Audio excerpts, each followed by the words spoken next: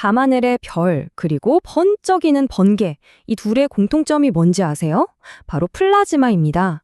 우주에서는 제일 흔한데 사실 지구에선 보기 힘든 물질의 네 번째 상태라고 하죠. 오늘은 이 신비로운 플라즈마를 대체 어떻게 측정하고 우리 마음대로 다루는지 그 비밀을 한번 파헤쳐 보려고 합니다. 근데 이게 먼 우주 얘기가 아니에요. 사실 플라즈마는 여러분 생각보다 훨씬 가까이 있거든요. 지금 이 화면을 보고 계신 스마트폰, 컴퓨터, TV, 바로 그 안에 이 플라즈마 기술이 숨어 있다는 사실. 네, 현대 기술의 심장부에서 아주 조용히 하지만 핵심적인 역할을 하고 있는 거죠. 근데 여기서 진짜 어려운 문제가 나옵니다. 플라즈마라는 게요, 엄청나게 뜨겁고 어디로 튈지 모르는 꼭 살아있는 생물 같아요. 이렇게 다루기 힘든 물질을 어떻게 길들여서 그 속을 들여다볼 수 있을까요? 네, 이게 바로 오늘 우리가 풀어야 할 핵심 질문입니다. 자, 그럼 첫 번째로 이 측정이 왜 그렇게 어려운지에 대해서부터 한번 이야기해 볼게요.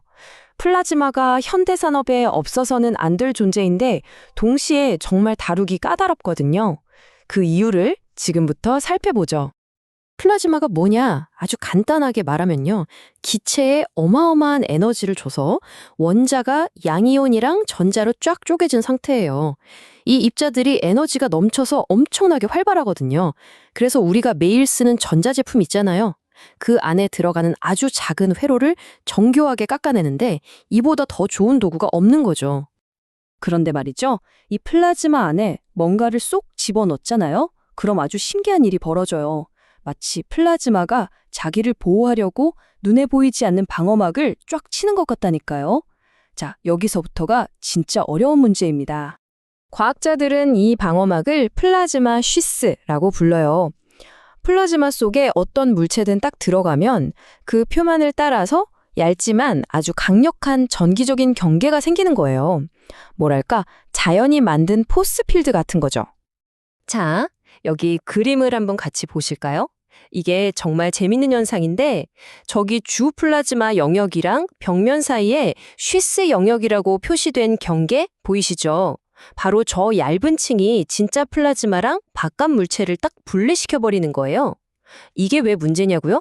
우리가 뭔가를 측정하려고 도구를 집어넣어도 저 방어막 때문에 진짜 플라즈마가 아니라 엉뚱하게 경계층 정보만 얻을 수 있다는 거죠. 아니, 그럼 이 포스필드는 대체 왜 생기는 걸까요? 원리는 의외로 간단해요. 먼저 엄청 가볍고 빠른 전자들이 막 경주하듯이 물체 표면으로 달려가서 부딪혀요.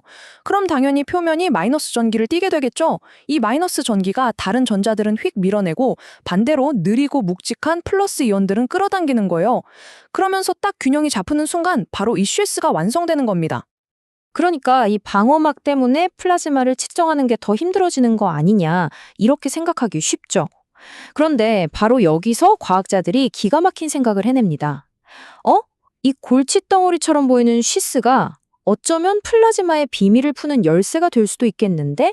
하고 말이죠. 자, 여기서 드디어 우리 이야기의 주인공이 등장합니다. 이름하여 랭뮤어 프루브. 생긴 건 아주 단순한데요. 플라즈마 측정의 역사를 바꾼 정말 기발한 도구예요. 랭뮤어 프로브, 이게 뭐냐면요, 그냥 작은 금속 막대기 같은 거예요. 근데 이 녀석이 정말 똑똑한 게 플라즈마의 방어막, 그 쉴스를 뚫려고 하는 게 아니에요. 오히려 그 쉴스를 이용해서 플라즈마 속 정보를 쏙쏙 빼내는 정말 놀라운 일을 해내는 거죠. 자, 그럼 이 간단한 금속 막대기가 어떻게 플라즈마 속에 숨겨진 복잡한 정보를 읽어내는지 그 원리를 한번 들여다볼까요? 꼭 암호를 푸는 탐정 같답니다. 방법은 크게 세 단계예요. 첫째, 프로브에 전압을 살짝 걸어줘요. 둘째, 그 전압에 따라서 플라즈마에서 프로브로 얼마나 많은 전류가 흐르는지 재보는 거죠. 그리고 마지막, 이 전압과 전류의 관계를 그래프로 쫙 그리면 플라즈마마다 고요한, 뭐랄까, 지문 같은 곡선이 나타나게 됩니다. 이게 정말 재밌어요. 보세요. 프로브에 아주 강한 마이너스 전압을 걸면 어떻게 될까요? 마이너스인 전자들은 다 튕겨나가고 플러스인 양이온만 들어오겠죠? 이걸 이온 포화 전류라고 하고요. 그럼 반대로 아주 강한 플러스 전압을 걸면 이번엔 양이온들이 튕겨나가고 전자들이 홍수처럼만 밀려 들어오는 거예요. 이게 바로 전자포화 전류입니다.